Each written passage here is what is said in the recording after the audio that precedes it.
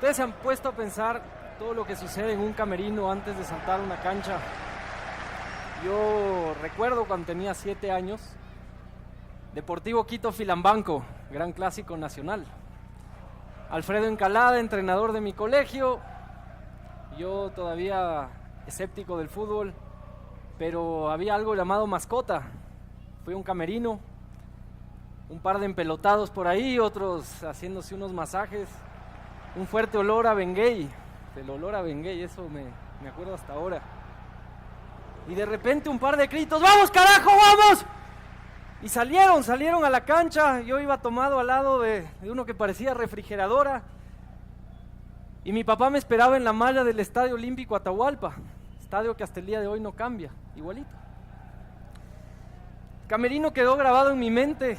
Traté de descifrar los siguientes años qué es lo que quería hacer de mi vida, pero estaba seguro que quería estar en un camerino. Recién cuando tuve 21 años tuve una siguiente experiencia.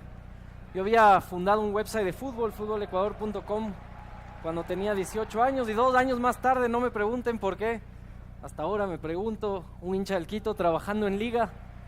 Brasil, Jorge Fossati, el técnico, íbamos en el bus, las calles de Sao Paulo repletas, llegábamos al Morumbí, el bus, todos callados, y un gran dirigente me dio una lección de vida hermosa.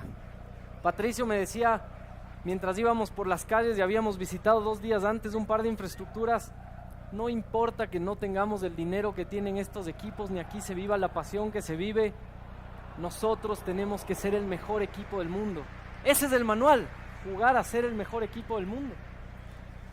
Llegamos al estadio, los jugadores, si ya en el bus iban silenciosos, cuando se bajaban de las escaleras del transporte, nadie hablaba una palabra. Ya se había adelantado el utilero, un par de velas prendidas, habían vírgenes, habían Jesús, habían las fotos de padres, hijas, hijos reconocidos, no reconocidos, todo estaba en un altar.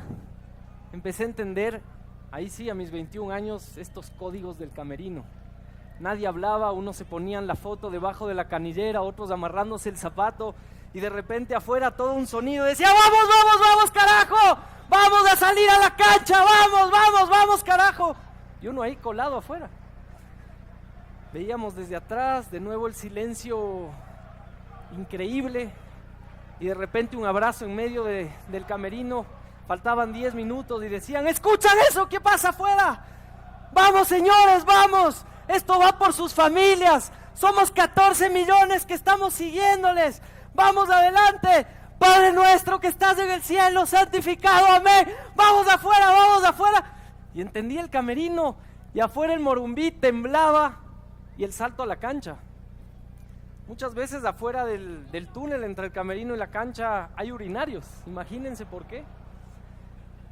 Porque es quizás la cúlmine de todo un proceso que puede durar semanas, puede ser un partido en el que te juegas la vida, puede ser un partido que sea un proceso, y estás saltando ahí por el túnel. Eso me pasó cuando me iba a casar. La saltada al túnel y no saber lo que te espera. Generalmente el fútbol es una metáfora de la vida. Para mí así lo ha sido. Yo desde muy pequeño decidí que mi línea de vida iba a ser el fútbol, hasta que conocí la FIFA y las federaciones. Cuando estás en el túnel, esa ilusión, esa emoción, si ya el técnico te dio las instrucciones y encontraste tu talento y encontraste lo que venías a hacer en la cancha, sales con todo, pero puedes dudar al final. Y cuando dudas, al igual que en el matrimonio, puedes tomar malas decisiones. Es mejor pedir cambio, profe, cambio, antes de salir a la cancha, porque cuando saliste tienes que atreverte con todo. Les comentaba, yo de pequeño no tenía cuaderno de matemáticas que no tenga un sello del Deportivo Quito o del Milan o del Manchester United. Nada tenía sentido sin el fútbol. Me acuerdo que mi abuela me decía, ¿pero qué te va a dar el fútbol? ¿De qué se trata esa pasión desmedida? ¿Por qué no vas a misa en vez de ir a un estadio? Pero el fútbol para mí era algo mucho más grande. Y lo pensé entender cuando aquel 7 de noviembre del 2011, centro de Aguinaga, cabezazo de Caviedes, y estábamos en nuestro primer mundial. ¿Qué sentían esos jugadores de nuestra selección ecuatoriana cuando ese día estaban a punto de cambiar la historia? Yo me acuerdo en mi generación, yo tenía en ese momento 17 años, no me perdí un partido de eliminatorias, tuve la oportunidad de viajar con la selección, porque lo único que me habían dicho antes era que nuestro país era unido con la guerra con el Perú. Pero ya unos minutos antes o unos años antes, una sola persona, claro que en marcha, nos había dado la mejor ilusión de nuestras vidas, un sueño alcanzable. Cuando una persona utiliza su talento con búsquedas al bien común, puede cambiar el mundo, puede cambiar un país. Imaginemos qué pasaba en ese camerino con 25 jugadores que saltaban a la cancha sabiendo que este sería el primer mundial del Ecuador. Había un alma especial, había algo por lo que jugarse. Por esos 14 millones de ecuatorianos, carajo, y uno empezaba a entender que de eso se trataba el fútbol. Creo que cambiar las cosas no tiene que ver simplemente con clasificar un mundial. Tiene que ver con ser ejemplar, con encontrar el alma, con encontrar la verdadera razón de nuestra existencia. Y esto empieza en pequeño. Yo fui dirigente de un pequeño club en una comunidad que se llama Cuniburo, en Cangagua. Habíamos creado el eslogan Cuniburo Proyecto Ejemplar. Era la primera vez que una comunidad indígena había llegado a la categoría profesional. Y buscamos a alguien que comparta nuestros valores para el proceso. Trajimos un técnico argentino que nos decía: bueno, che, yo llego a Cangagua, pero mirá que nosotros vamos a jugar como el Real Madrid. Nos reíamos al principio. Primera concentración en Cuniburo y nos mandó a hacer unas camisetas que decían: el Cuni piensa en grande. No entendíamos en ese momento. Pocos años después, hace tan solo 2 meses, tomándonos un café con el profesor Markovich en Barcelona, en el estadio donde concentra y juega el Barcelona España, porque él está ahí, es asistente técnico y estuvo en el Mundial, después del Cuniburo, después en el Barcelona, y decíamos: el alma del proyecto, porque el Cuni pensaba en grande, Juan Carlos, y de eso se trata. En lo pequeño, en lo que hagamos, necesitamos tener justamente es encontrar lo que nosotros buscamos. El fútbol da esos aprendizajes. Pensar en grande no es ser el mejor equipo, como les decía, o no es ganar 3 puntos, es ser ejemplar. Es pensar con la dinámica de que en todo lo que hagamos en nuestra vida, ganar el partido es generar bien común. El Cuni piensa en grande, una frase que a mí me ha marcado en todo lo que hago. Y así viene cuando te empiezas a preguntar tú, bueno, si pienso en grande o pensamos en grande, ¿cuál es mi posición dentro del terreno de juego? Cuando uno sale a la cancha y te dan la disposición técnica, tú sabes a lo que vas. Se dice que es así. ¿Ustedes se han preguntado qué posición jugamos en la cancha? En todo caso, lo único que sabemos es que 11 Ryan Giggs no pueden ganarle a 11 Cristianos Ronaldos. 11 juveniles no pueden ganarle a 11 jugadores que tienen un equilibrio de experiencia y juventud. Eso pasa en la vida. Eso nos pasa a todos nosotros. Necesitamos encontrar nuestra posición en el campo de juego, pero siempre con una visión de equipo. Un equipo es el que gana.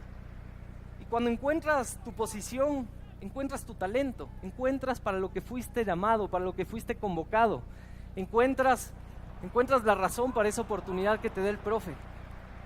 Y ese talento hay que multiplicarlo por 100, por 1000. De eso se trata el partido. El partido de nuestras vidas es encontrar justamente esa vocación. Yo entendí mi posición al principio soñando ser futbolista. Una lesión me dejó fuera por si acaso, no. Pero después como hincha, y terminé en un punto de mi vida por distintas circunstancias trabajando para un equipo europeo. Hasta ahora no lo creo, pero encontré que mi misión dentro del campo de juego era una. Y en eso estuve. Muchas veces creemos que solo con entrenarte todo está dicho. El entrenamiento es muy importante y ese saltar a la cancha es justamente la etapa final de lo que fue todo tu entrenamiento. Pero es nada más que un efecto. Mourinho dice que uno entrena como juega y otros que dicen que uno juega como entrena. En cambio, no importa cuál de los dos conceptos del que tú quieras tomar. Lo que importa es entrenarte todos los días, trabajar duro, honesto, fuerte todos los días, porque eso siempre va a dar resultados. Las victorias llegan y las victorias no son clasificar a un octavos de final, no son ganar, porque puedes ganar mordiendo, puedes ganar con la mano. Las victorias se dan por el trabajo limpio, apasionado de todos los días. Atreverse, de eso se trata atreverse. Atreverse a ser justo, atreverse a generar bien común, atreverse a jugar en comunidad, saber que lo que tú haces tiene un impacto inmediato en todos los que están a nuestro alrededor. Entrar a la cancha es cumplir esa función una vez que tú la encontraste. Y también puedes hacer lo que te da la gana. Puedes entrar a hacer todo lo contrario a lo que te dijo el profe. Y quizás muchas veces eso es necesario. En tu corazón eres tú quien sabe qué es lo correcto. La vida es como patear un penal. Estás frente al balón y en tu corazón tú sabes directamente hacia dónde tienes que patear. Y cuando vas a patear dudas porque el arquero se movió, generalmente fallas. Yo soy un creyente, yo tengo fe en Dios. Hay otros que creen que todo está en los hemisferios cerebrales. No importa en lo que creas, todo tiene un sentido. Tú en tu corazón sabes exactamente hacia dónde tienes que patear el penal. Y ese penal es un gol seguro, se los aseguro. Yo creo que cuando nosotros aprendemos que no deben haber dudas en lo que hacemos en el día a día y que simplemente tenemos la seguridad de hacia dónde va el balón, vamos a marcar la diferencia. Transformas en cada etapa, en cada gol, en cada partido. Ese es el sentido de nuestras vidas. Ese es el sentido de todo lo que nosotros hacemos. Conducimos muchas veces un vehículo, que es el vehículo del bien común. Podemos conducir un equipo como capitanes. Podemos conducir a toda una ciudad, a todo un país, a nuestra empresa. Siempre que conduzcamos, seamos muy sinceros con lo que nosotros creemos, hacia donde nosotros vamos, ese patear el penal que nos demuestra que convertiremos un gol seguro. Yo creo nuevamente que tenemos que tener una visión muy clara de que ganar un mundial no es el objetivo. Cuando recuerdo nuevamente lo que sucedió en el año 2001, cuando hubo un objetivo mucho mayor, que muchas veces no se lo conoce, es cuando pensamos que las cosas tienen un sentido mucho más grande y tenemos un motor nosotros para vivir. El año 2001 nuestra selección tenía la ilusión, tenía el objetivo de llegar a un mundial y llevar a todo el país a una siguiente etapa de lo que era estar orgullosos. Yo en ese momento vivía en una pequeña comunidad, una reserva india en Estados Unidos, Arlí. Meses antes, en el 2001, hubo un episodio en el mes de septiembre que cambió la vida del mundo y empecé a entender lo que era el patriotismo, pero el nuestro era distinto.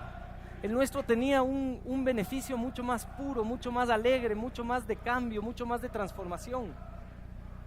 Eso marca las diferencias en lo que nosotros hacemos y en la conducción del bien común. Tú puedes lanzarte de un puente, haciendo puenting por si acaso, y puedes tratar de encontrarle una razón. Hay muchos que le encuentran. Yo recuerdo que estaba en Baños unos días antes de casarme y quería encontrar una razón. Mi corazón me decía, bueno, lánzate, a ver, piensa en algo que te dé la emoción de lanzarte, la adrenalina, pero no encontraba esa razón, no encontraba y no me lancé. Y no me lanzaré porque hasta ahora no encuentro la razón que me pueda transformar. Y muchas veces tenemos que forzar un poquito nuestra vida, nuestro corazón, para encontrar esa verdadera razón para dar el salto. De nuevo, entrenamos duro todos los días, entrenamos duro con la posibilidad de que el profesor te dé una oportunidad y saltes a la cancha a multiplicar tu talento. Y muchas veces puedes fallar, muchas veces puedes saltar a la cancha y puedes tener un mal partido. Puedes ser expulsado, puedes morder, pero la vida te da las oportunidades de pararte, rectificar, pedir perdón y seguir. De eso se trata, de cerrar etapas, de abrir etapas. En mi vida he tenido muchos cierres y aperturas de etapas. Muchas veces uno no los no los identifica así de fácil. Estás en proyectos que te apasionan y de repente aparece otra oportunidad y dejas. Muchos te dirán inestable, muchos te dirán que dejas las cosas sin cerrarlas. Ustedes y nosotros, en cada cosa que hagamos en nuestra vida, solo tenemos que saber que nuestra posición, el campo de juego, es una posición que determina con seguridad nuestra función. Nosotros tenemos una misión para vivir y eso te lo da la vocación. Cuando sigamos a nuestro corazón vamos a estar seguros de lo que tenemos que hacer. Era domingo y Liga jugaba contra Barcelona. Yo había sentido que mi etapa había terminado, pero había que transformar. Una bandera, va por ti Ecuador. Esa bandera que acompañó ahora a nuestra selección en el Mundial. Va por esos 14 millones de ecuatorianos.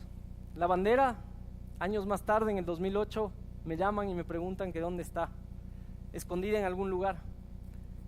El equipo sale a la cancha en México y ganó una copa y transformó la historia futbolística también de un país. Pero no era necesario solo ganar los 3 puntos.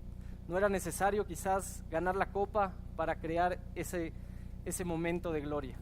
Lo que nosotros tenemos que saber es que si entrenamos duro cada día, ganemos, perdamos o empatemos, realmente tengamos la seguridad de que el equipo siempre gana. Muchísimas gracias.